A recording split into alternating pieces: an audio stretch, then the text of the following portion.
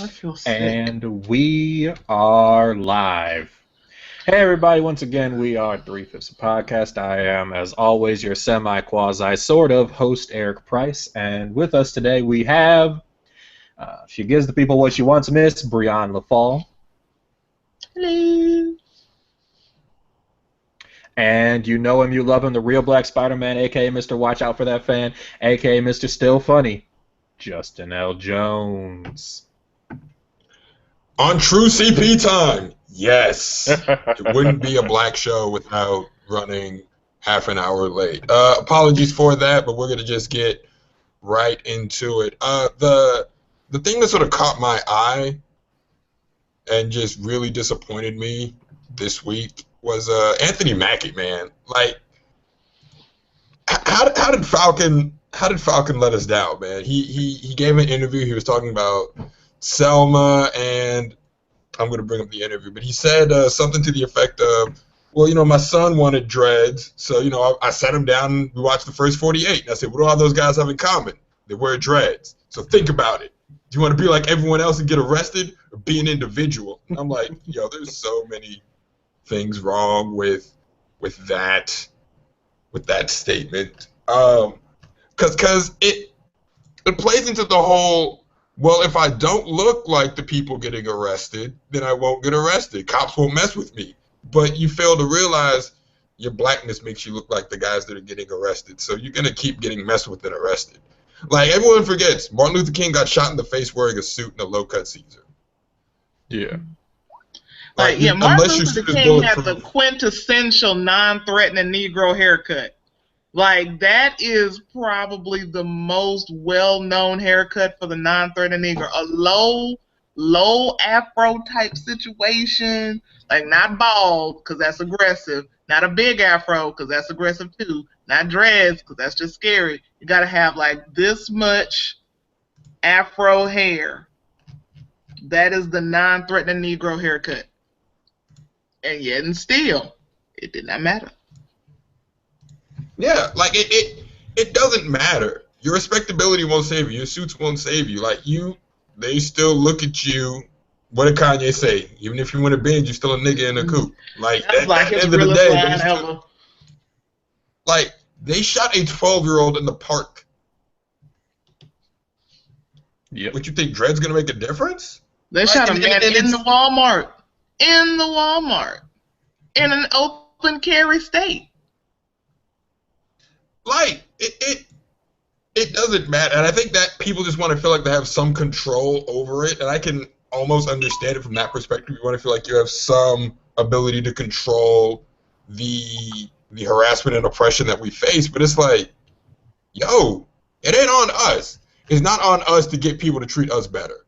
Like, it's not my responsibility to get you to acknowledge my humanity. It's not. And I've hit the point in my life where I'm done debating my humanity with people. It's like, if the conversation has to start, why do you deserve to be treated like a human being, then I'm just going to respond with, the fuck you, have a nice day. Like, I'm not having that discussion. I'm a human being. I'm a person. If you don't acknowledge that, it's your fault for being a shitty person. Like, you're just a shitty person. I'm not going to engage you on that. Like, it's not my MO. It's not what I'm here to do. It's not. And I'm not going to cater to people and sacrifice parts of myself to make you feel more comfortable with yourself. You could just, get comfortable with me. But that's just my thing. Valid. So I'm trying to. I did not bring my tablet in here, so I can't just rapidly pull up the article. So I'm relying on Struggle Phone, but. So Anthony Mackie said that, and then they also said some other things about how, well, Selma got snubbed because people are tired of race films. Anthony Mackie, star of Black and White, telling people that Hollywood is tired of race films. And let us not forget that every single time a black movie comes out, for the most part, it blows out in the theaters. Every single time. And yet and still, they're like, they're tired of this, they're tired of that. There's no audience for black films. And every single time black film comes out, black film blows stuff out the water. They mean an audience in real America. You're talking about fake America there. Not quite real America is going to watch that. Well, fake America got real money. Fake America got real money, and they taking fake America's money every time they put a movie out. They take all of fake America's money. This is true. That's not the point, though. It ain't fake enough. So, Mackie went on to say, people are just tired of being bombarded with race right now, so everybody is shying away from certain movies. Anthony Mackie, starring in Black and White, the story of a white grandfather raising his black granddaughter. I start.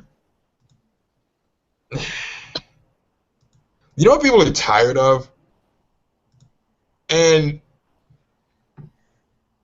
I know what I'm tired of. People are tired of putting out quality art, and that's what Selma is. Selma is art. People are tired of putting out quality art and then not being recognized for the hard work they put in. Yeah. Right? So when Selma came out, critically acclaimed, well reviewed, everyone was like, yo, this is a great movie. And then people started saying, well, but, you know, LBJ, they kind of made him a dick. And LBJ wasn't a dick. He was, you know, the savior of the civil rights movement, and you just didn't portray LBJ correctly. And I'm like, Lyndon the Nigger Bill Johnson wasn't portrayed correctly? Like, how do you expect Lyndon, when I nominate a nigger to the bench, I want people to know he's a nigger Johnson, to be portrayed? Like, how else do you expect him to be portrayed? Like, this is who he was. Yeah. Well, and I mean, that's kind of the joy of revision. Actually, I was talking to my grandmother about this a little bit. She has not seen the movie yet, but her basic stance was kind of a stance that isn't too uncommon for that particular generation of, well, he was the best one. Like, he at least actually pushed for and signed the bill, which is more of a crap than anyone else had given before him. And so people give him points for that. Like, hey, you didn't actively fight against it, and you only pushed it back until after you finished the rest of your legislative agenda, so here's some points. And that's kind of the bar that was being dealt with. Like, the bar was, you're not actively trying to oppress anyone, so you're one of the good ones. Like, I think the best way to describe Lyndon Johnson is the end of his biography. They talk to his driver, and his driver says, you know, how do you feel about Lyndon Johnson? He says, Lyndon Johnson had signed a civil rights bill? No, I like that Lyndon Johnson. But Lyndon Johnson had called me a nigger every day when he came into work? I hated that motherfucker. And I think that's a fair assessment, right? Like, yeah. You can say Lyndon Johnson didn't actively oppress black people, but you can't say that he did not hold racist views. Exactly, and that he did not, was not in his personal life a staunch racist. Like, you just can't say that when he says things like, well, when I nominate a nigger to the bench, I want the world to know he's a nigger. Like, well, yeah. I mean, that's even Lincoln, who, you know, the great emancipator, freer of the slaves, never thought that whites and blacks were or would ever be equal. Like, that's just a thing. The Emancipation Proclamation is a war document, specifically to weaken the South. That's what he wanted to do. It wasn't out of some benevolence in his heart. He was just trying to cripple his enemy. A political move. And it's all, the thing that happens is that the quote-unquote heroes of all of the emancipation, the civil rights, and this, that, and the other are painted as these, like, tour de force people who are, like, completely against the regime.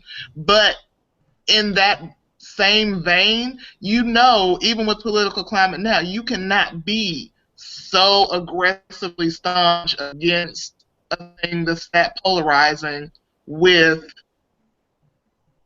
hopes of keeping any of your constituency following you. You have to be able to spin it in a way that will make them comfortable enough with the idea so that it kind of hides whatever you're actually trying to do, which is what politics is. It's, you know, throwing rocks and hiding your hands. Right. All right. Not to interrupt this entirely, but because obviously this is really good stuff. But basically, to add kind of a comment that we're working on putting in some stuff as far as being able to comment. The Q&A app is literally for asking questions, so we can kind of grab a question and put it up, but it's not going to necessarily work as a comment system. Part of the reason why I'm particularly quiet right now is that I'm working on that, so I'll probably be cutting again with an update on that, but just so it's clear for anyone who is watching now or watches us back in the future and wants to know how to comment, we will be making that more clear. We're just finishing setting some stuff up. So with that little production note done, back to you guys. But right, so even with with Martin Luther King Day, I had no idea that they also called it Robert E. Lee Day. Oh, dude, in Virginia, it is Martin Luther King, Robert E. Lee Day, because that is the only way they could have got the bill passed, to recognize Martin Luther King Jr. That's the only way. You have to also acknowledge Robert E. Lee. Not like he was a domestic terrorist or anything that rebelled against the United States. Like, Robert E. Lee is the definition of a traitor, but we honor him and all the other Confederate generals. Honestly, America is probably the only country in the history of ever that honors its treasonous traitors. The only one. So, Germany doesn't honor the Nazis. Russia doesn't honor Lenin, Stalin, even though they weren't technically traitors, but they were what we would call oppressive dictators. They don't honor them. No, you can't do nothing. Like, don't even mention their name. I'm like, nope, we don't talk about them. Happened. They were terrible people. Never happened. But America, they are so excited about that Confederate. Like, I thought you loved America. How you love America and want to celebrate the Confederacy so hard? You love America so much, you want to celebrate the people that wanted to break America. Wait, what? That doesn't make any. It's crazy. It's also the love affair people have with the Confederacy flies smack dab in the face of. Those are the same type of people that would also tell you the right way to protest, right? The correct way to win people's hearts. So the discussion I saw on Twitter, I think it was Sunday or Monday, was, well, you know, the protesters, you have to be peaceful because peaceful protest is what works in America. And I'm like, no, American history is won by people largely shooting someone else in the face. Like, that is American history, right? You shoot someone in the face, you get what you want. Revolutionary War. They shot Britain. They shot their British, I guess the word would be overlords, in the face. They got their country. Civil War. They shot the South in the face. They united the country. Expanded the country. They shot Native Americans in the face. They got the country. I would argue that it's not peaceful protest that does anything. It's not even, quote-unquote, necessarily violent protest. It is monetary protests that do the most damage in any situation, because once you hurt the economy, you hurt the government, somebody's going to want to see something happen, because now you're messing with my money. So now I can't eat at this lunch counter because there are all these Negroes. Not to mention, I don't feel safe because there are all these Negroes. There are people pissed off at these Negroes. The Negroes are sitting here. You know what? I'm just not going to go to the lunch counter. The lunch counter people are like, well, crap. Now I'm stuck with all this political stuff going on in my place, and I don't have no paying customers because I won't serve the black people. And the white people won't come because the black people are here. So now I'm stuck. And the same thing with the buses, and the same thing with just about everything else. If there's no monetary value associated or inconvenience associated with your protest, no one will care. Who cares if you march in a park on a Saturday? Nobody.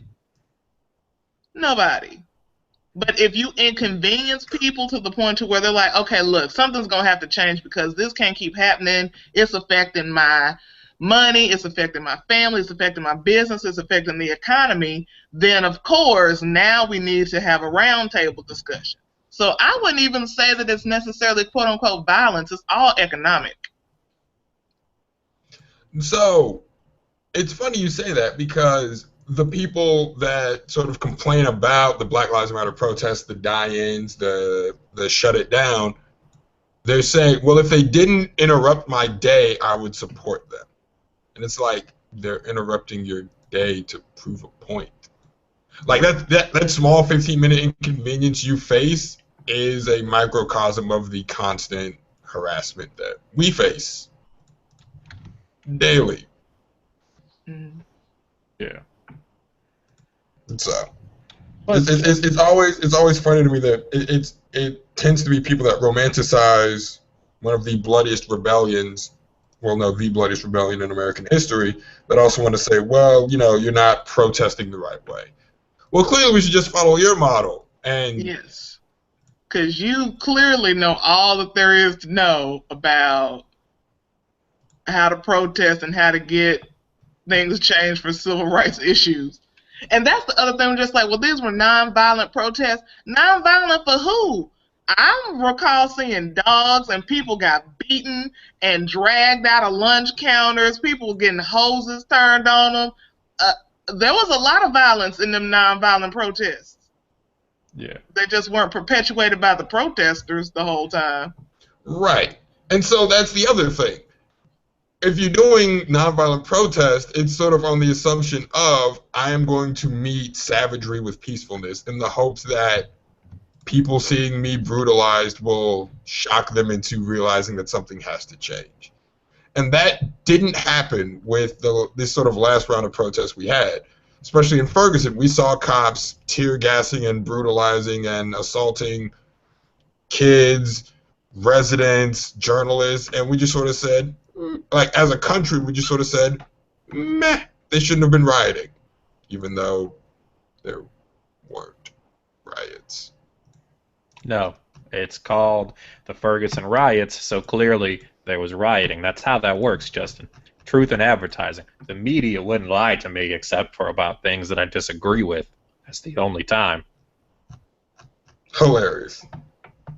Like, that's what people keep forgetting about Ferguson. Like, the first week, there were peaceful protests. The cops were the ones that every time, you will be tear gassed. Wait, I'm peacefully assembling. Disperse or tear gas. I'm pretty sure you can't do this. All right, they're getting belligerent, get the tear gas out, get the rubber bullets out.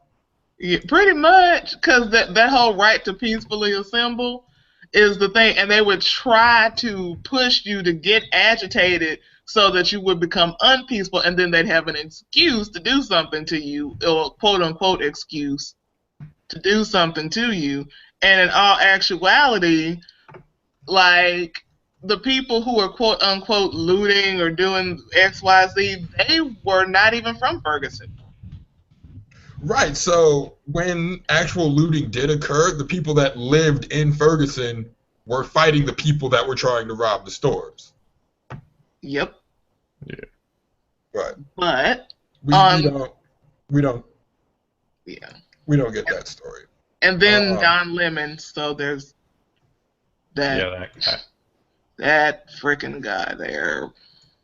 I don't understand. Don Lemon wants Juan Williams' money so bad, and I don't blame him because Juan Williams makes a lot of money to say the things that he says. I mean, it's like really if someone offered me $2 million a year to just be like, yes, black people, pull up your pants.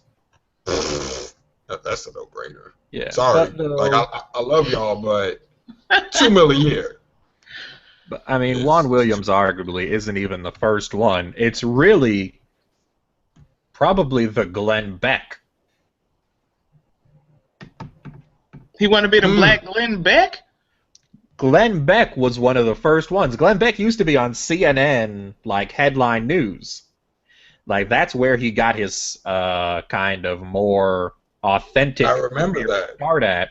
And he was on CNN Headline News, and he had kind of a moderate, somewhat fiscally conservative show, and eventually ended up moving to Fox News, and then went so far that Fox News pushed him out. Similar kind of thing happened with Lou Dobbs, where Lou Dobbs is now, as he is still on Fox Business, but he moved over there after being on CNN, and basically went way too far in some of his comments about illegal immigration for CNN to be okay with him staying on the air, and he went over to Fox. I think Ed Henry went the opposite direction to MSNBC, but like this is an old move. Juan Williams did it too. Like, no, this is the move. You get on CNN.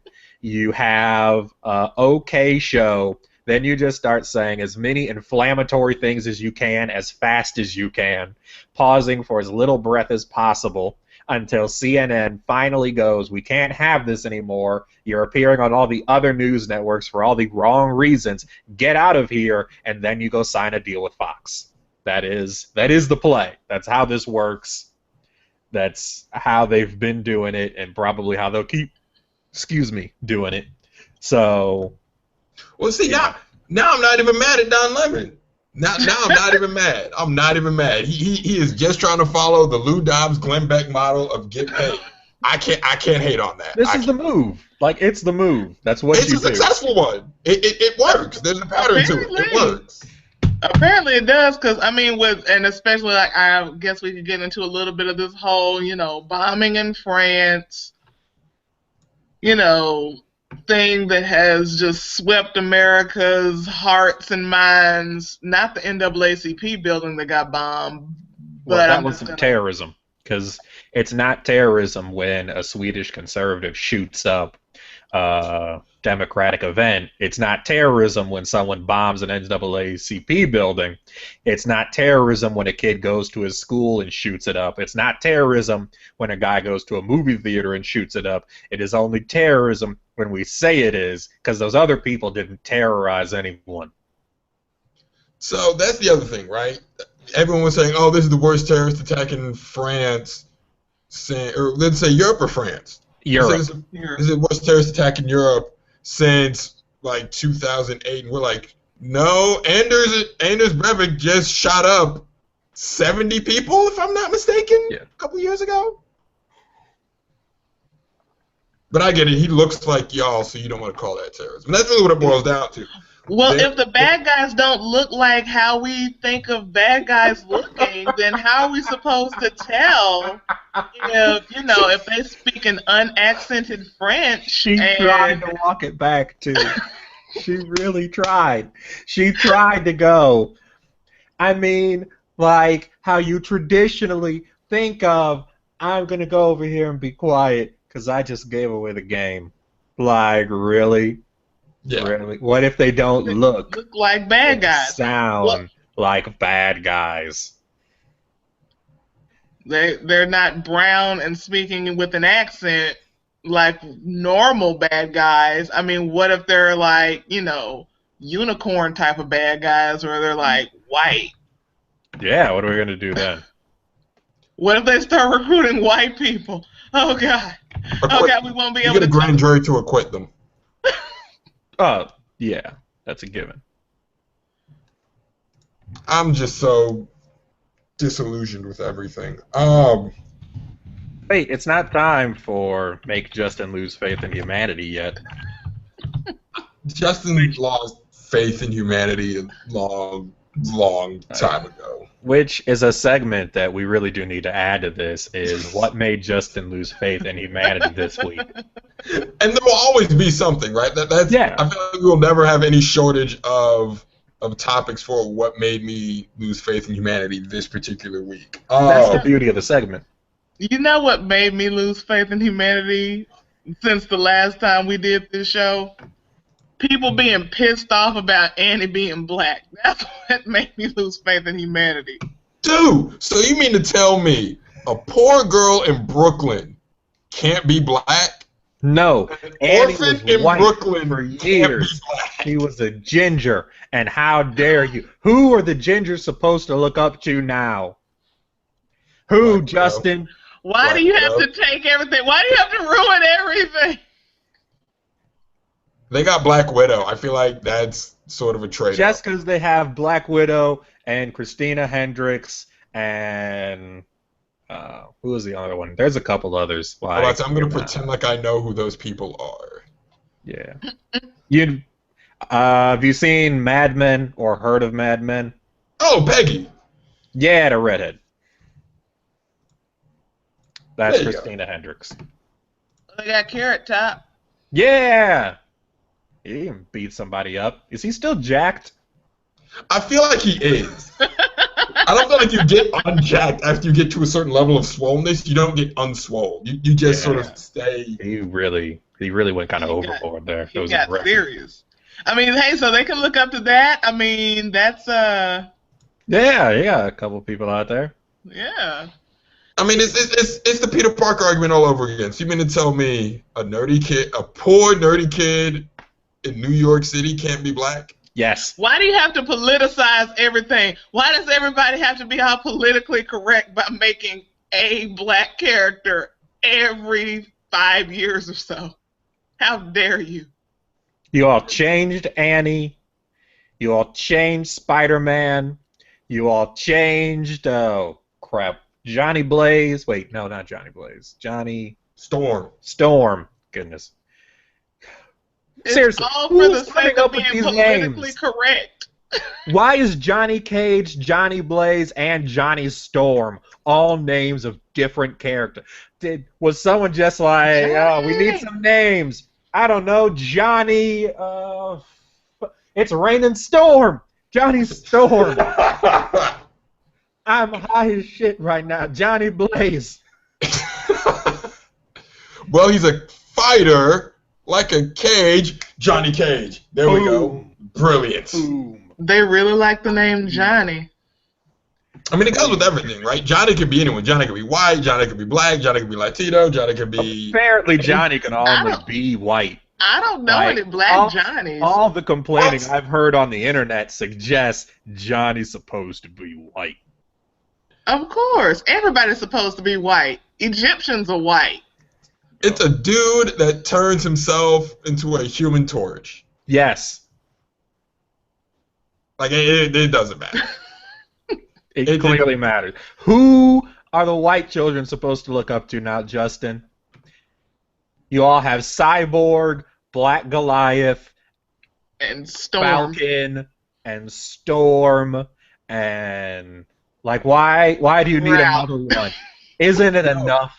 And Falcon is Captain America now. Like, yeah. What? A black Captain America? Yeah. You jest. Nah. Falcon is Captain America. The first issue of All New Captain America is Captain America with the No Flex Zone kids. Yes. He's got a sign that says No Flex Zone. Look, you got too much going on here now. All this political correctness. They're making women heroes and black heroes. And look. All this political correctness. Where's my good white male? Where's my 35-year-old white male? I was about to say, speaking of new heroes, the new Miss Marvel, not terrible. I picked up, I have Marvel Unlimited now. No. So I saw they had the first 6 issues of the new Miss Marvel.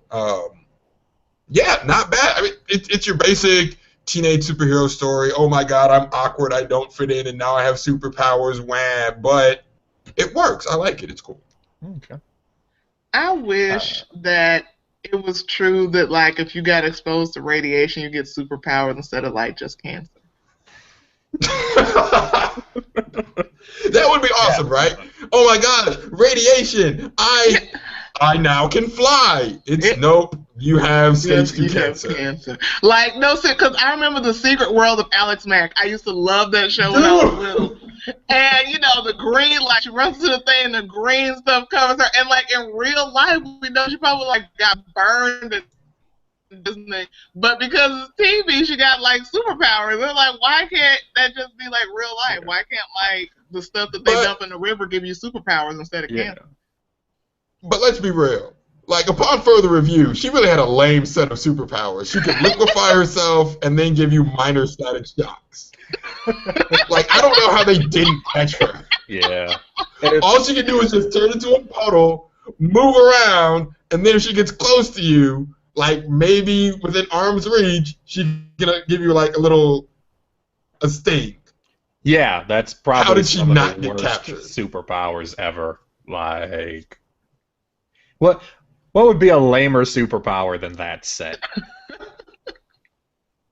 I mean, but that could help. Like, what if you needed to squeeze out of a door?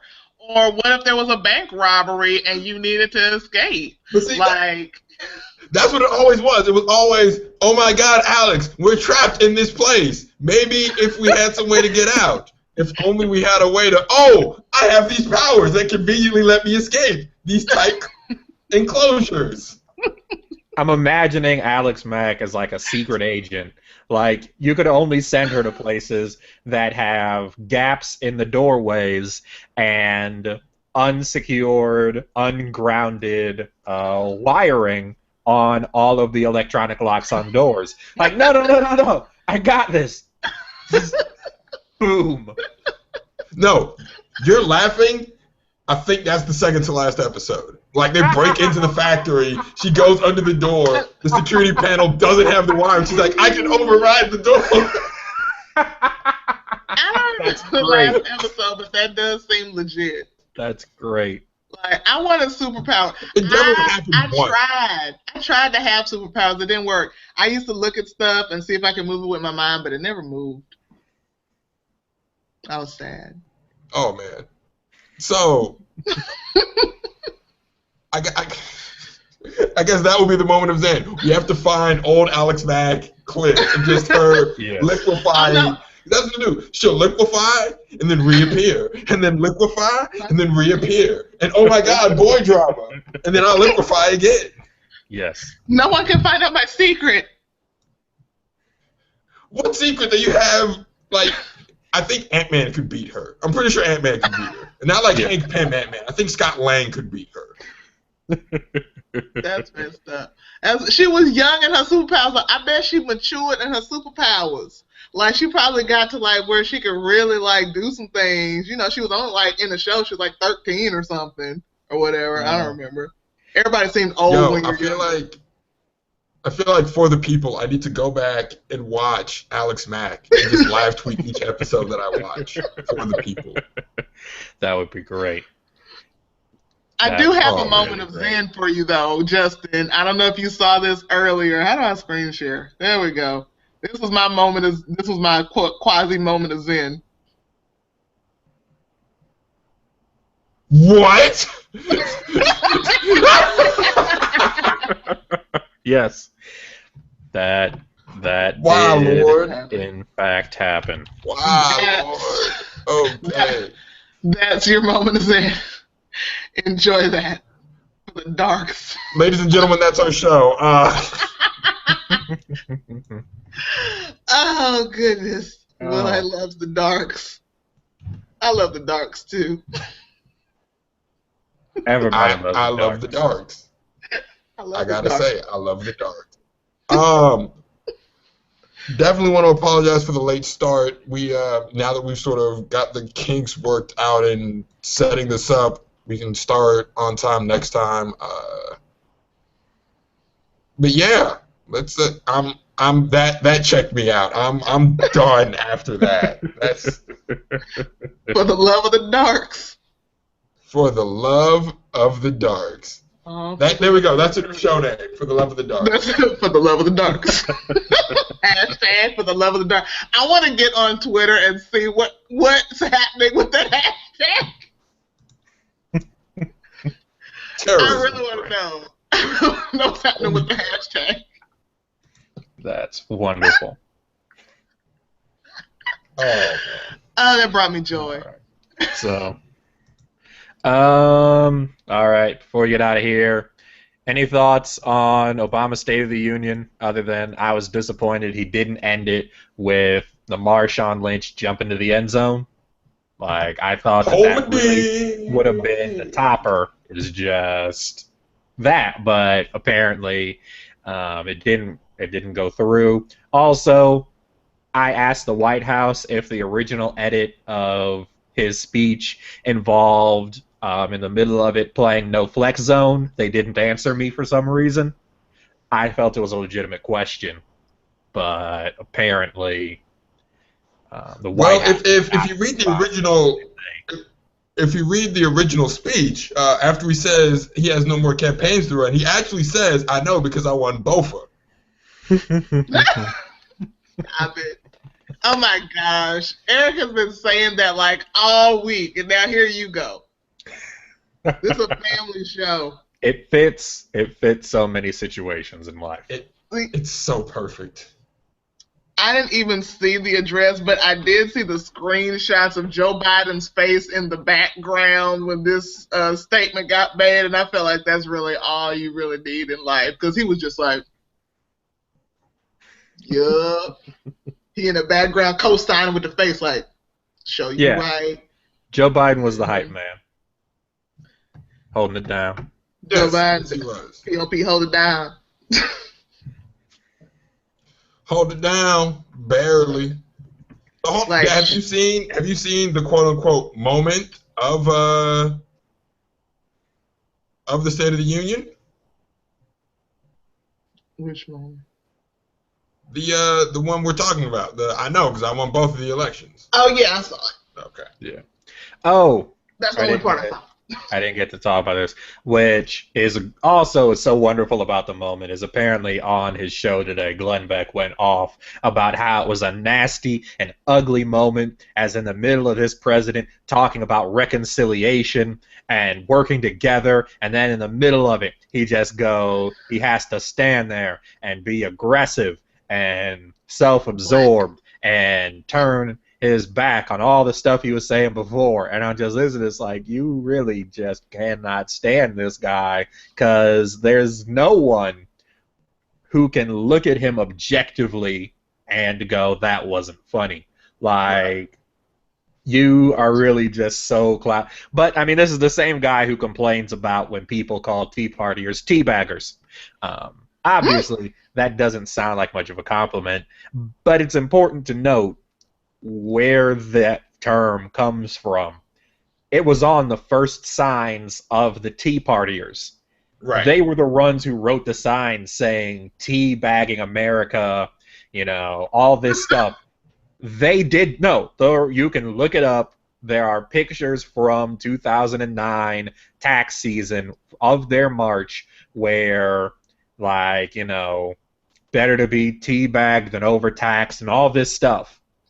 Wearing hats with tea bags hanging from them, all these things, all these teabag jokes, until people started calling them teabaggers derogatorily, and then suddenly it was bad, awful, horrible, and evil. They literally started it. Literally. No one did it before them. It was their joke. And now they're mad that you're using their joke against them. And I'm sure at some point someone listening to this is going to go, well, what about the N-word? We didn't make it up. We didn't popularize it. We didn't tell anyone to use it. We didn't have a lot of choices in any of that. And so, fuck you. Yeah, basically. That's all I got there. Here's my thing, and I'll leave with this.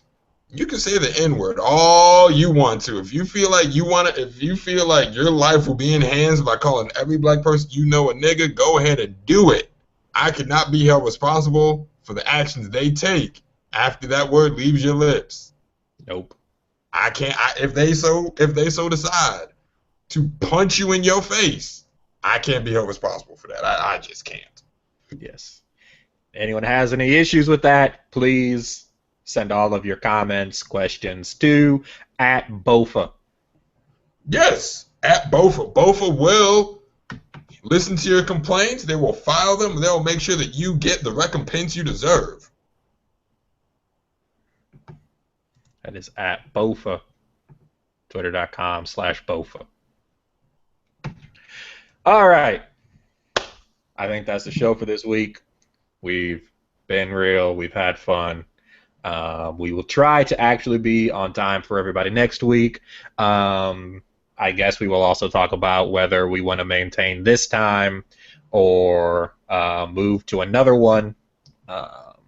Obviously, with Empire coming on Wednesday evenings, it potentially cuts into kind of some of the core audience we're going for, but that's something I have to figure out as far as our schedules as to when we can set this up for. So, if you're watching, thank you for watching. If you are listening, thank you for listening. And yeah, I'll be here next week. Thanks, everybody. Later.